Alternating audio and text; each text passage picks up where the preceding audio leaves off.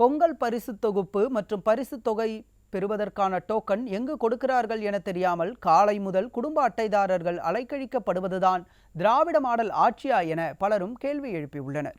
பொங்கல் பண்டிகைக்காக 1000 ரூபாயுடன் பொங்கல் பரிசு தொகை பெறுவதற்கான டோக்கன் நியாய விலை கடைகள் மூலம் வழங்கப்படும் என அறிவிக்கப்பட்டது.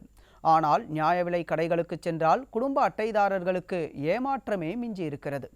எங்கு டோக்கன் விநியோகம் செய்யப்படுகிறது என்ற தகவல் கூட கிடைக்காமல் பயனாளிகள் அலைக்கழிக்கப்படுகின்றனர்.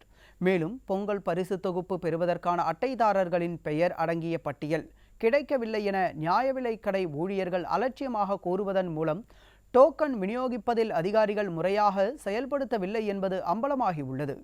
விடியா விளம்பர அரசு அறிவிக்கும் திட்டங்களால் பயனாளிகள் தொடர்ந்து அலைக்கழிக்கப்படுவது வாடிக்கையாகி வருவதாக பலரும் விமர்சித்து வருகின்றனர். பொங்கல் பரிசுக்காக வாங்க வந்தேன்.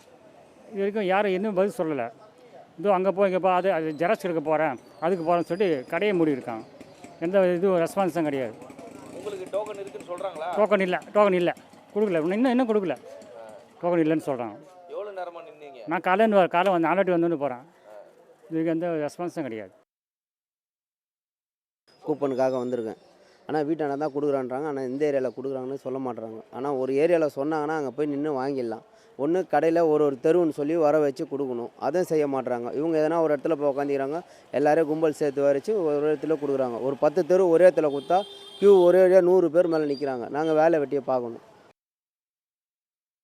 காலையில் வந்து கேட்கும்போது எல்லா ஆஃபீஸ்லேருந்து இன்னும் யாரும் வரல. எங்களுக்கு வந்த பிறகு தான் நாங்கள் வந்து அதனுடைய நடவடிக்கை எடுக்க முடியும் சொன்னாங்க சார். அதுக்கப்புறம் கோயிலாண்டா இருக்கிறாங்கன்னாங்க, சுப்பிரமணிய கோயிலாண்டா நிற்க சொன்னாங்க. சரி சொல்லிட்டு நாங்கள் ஒரு 50 60 பேர்கிட்ட நின்றுந்தோம். அதுக்கப்புறம் வந்து சார்கிட்ட கேட்கும்போது வீடு வீடாக நாங்கள் வரேன், நாங்கள் டோக்கன் வந்து வீடு வீடாக வந்து நாங்கள் கொடுக்குறோன்றது வாக்குமூலம் கொடுத்துருக்காங்க. ஆனால் இது வரைக்கும் வந்து ஐயாமல் தெருக்கு வந்திருக்காங்களா இல்லைன்னு எனக்கு தெரியல.